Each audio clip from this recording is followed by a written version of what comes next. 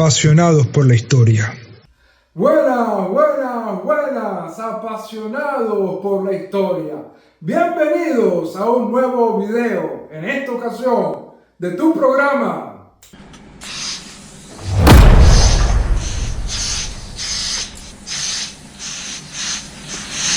El día de hoy vamos a hablar en la historia judía de un día muy importante conocido como Tisha B'Av, el 9 de Av del calendario hebreo. Pero para poder entender mejor la historia, vamos a analizar el contexto histórico que nos va a permitir entender los acontecimientos que ocurrieron tanto para la destrucción del primer templo como para la del segundo templo. La historia de Tisha B'Av, la destrucción del primer templo. En los últimos años del reinado de Josías, se inició en el oriente importantes movimientos migratorios de los pueblos, los cuales modificaron el destino de numerosos estados. La dominadora de Asia, la soberbia Asiria, estaba ya en trance de derrumbarse. Se habían desmembrado de ella sus provincias más grandes, Media y Persia. Las provincias cismáticas comenzaron a amenazar a su antigua soberana, capital Nínive.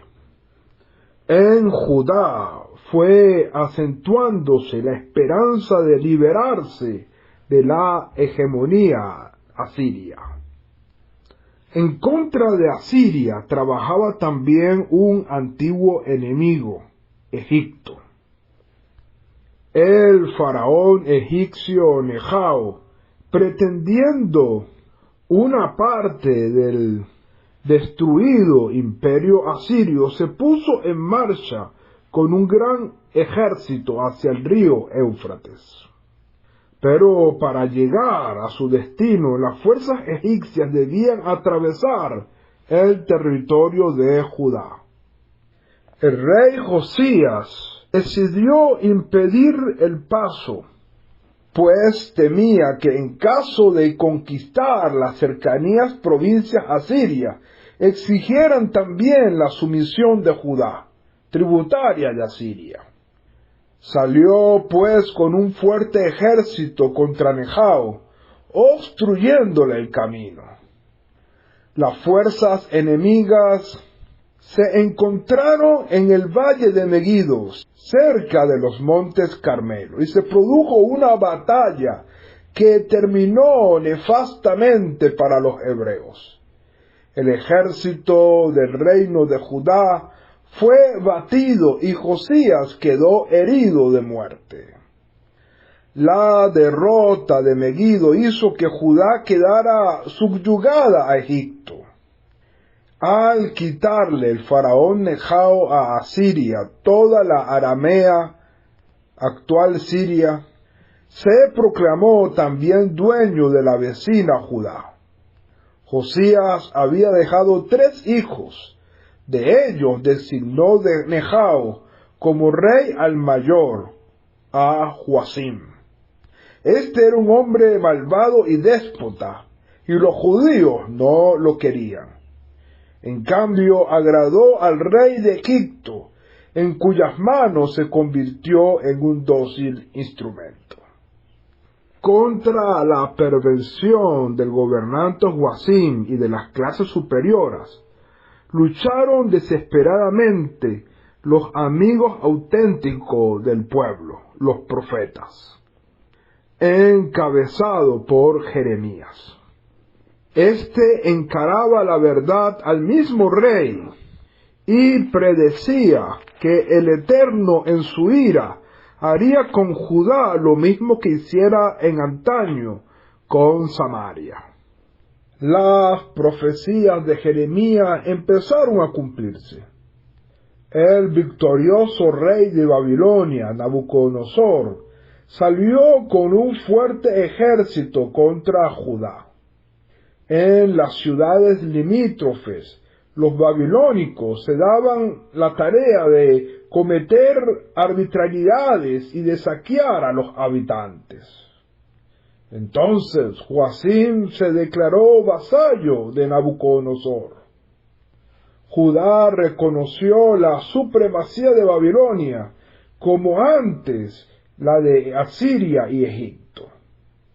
La sumisión a Babilonia constituía una pesada carga para Joacim, por lo que buscaba una oportunidad para liberarse de ella. Pasado 3 años, Joacim, alentado por el rey de Egipto, dejó de pagar tributos a Nabucodonosor. Esta actitud trajo una gran desgracia sobre Judá. Nabucodonosor, ocupado en luchar contra los fenicios y los egipcios, envió entre tanto a Judá pequeñas guarniciones para asolar las ciudades fronterizas, al tiempo que hacía preparativos para dirigirse hacia allá con un formidable ejército, una vez que hubiese terminado las guerras ya emprendidas. En esos días muere el rey Joacim, y los habitantes de Jerusalén entregaron el trono a su hijo Joachim, quien tenía 18 años de edad. Neusta, la madre del joven rey, tomó el gobierno en sus manos, y todo marchó como en los tiempos de Joacim. Pero el nuevo gobierno no duró más que 3 meses. Nabucodonosor penetró en Judá y se apoderó de muchas ciudades y puso cerco a Jerusalén. La reina y Joachim comprendieron que la capital no podría resistir el terrible poder de los babilónicos. Salieron al encuentro de Nabucodonosor para someterse ante él. Mas el soberbio vencedor no se ablandó. Mandó a retener a Joachim y a su madre y los envió como cautivos a su propia capital, Babilonia. Nabucodonosor colocó como rey a Sedecías, el hijo menor de Josías. Este juró fidelidad al emperador babilónico. 7 u 8 años cumplió Sedecías el juramento de fidelidad que diera a Nabucodonosor, pero finalmente decidió deshacerse del yugo babilónico, tal cual lo exigía la mayoría de los habitantes de Jerusalén. Sedecías dejó de pagar tributos al emperador de Babilonia, proclamando de esta manera la independencia de su país. En el invierno del año 587 sitió el ejército de Nabucodonosor la ciudad de Jerusalén, erigiendo en torno de la ciudad un ancho murallón. Los habitantes de Jerusalén tomaron las armas para aumentar el número de los combatientes. Ordenó Sedecías poner en libertad a todos los esclavos de origen hebreo. Los israelitas se defendieron. Todo un año asediaron los babilónicos la capital sin éxito.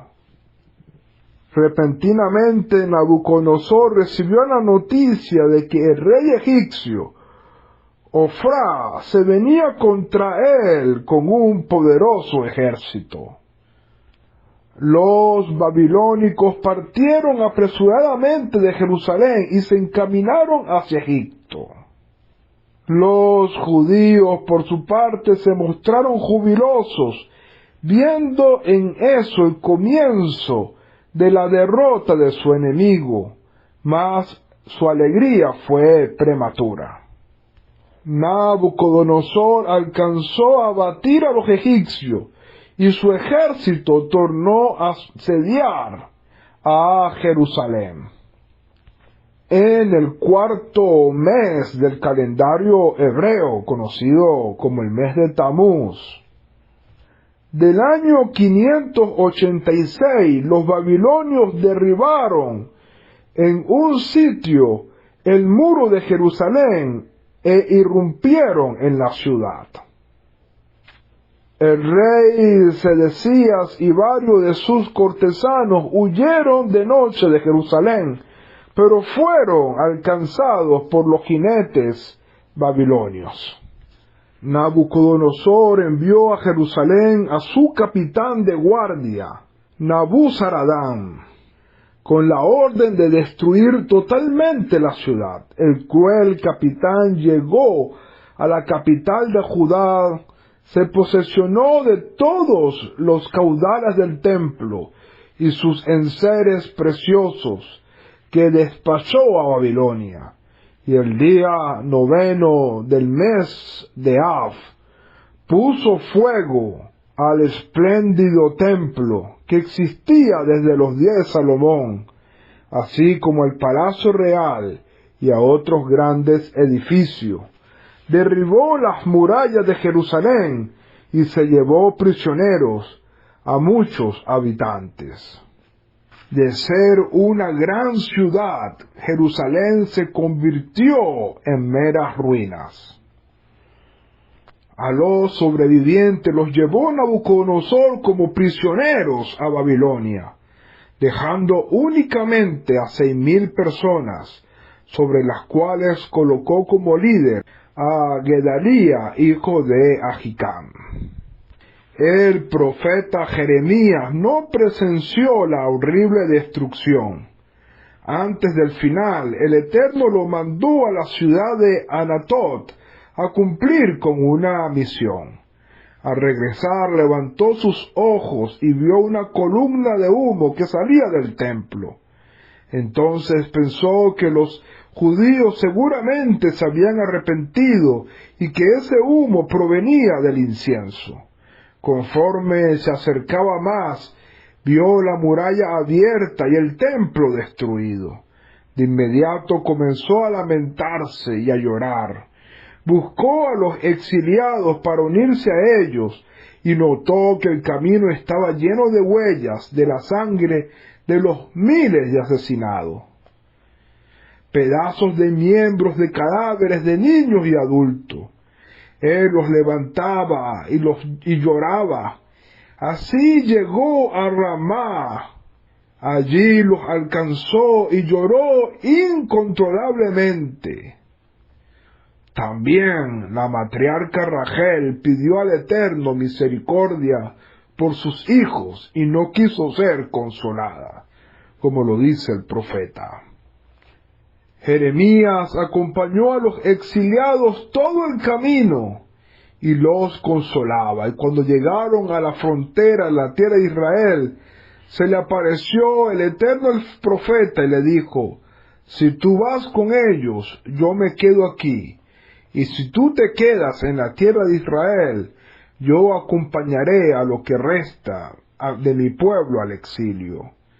Jeremías decidió quedarse en Israel.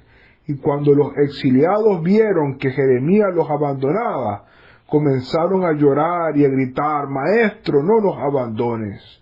A lo cual el profeta Jeremías dijo: el cielo y la tierra son mis testigos, de que si hubieran derramado un llanto como este cuando estaba todavía Jerusalén construida, no hubiesen sido exiliados.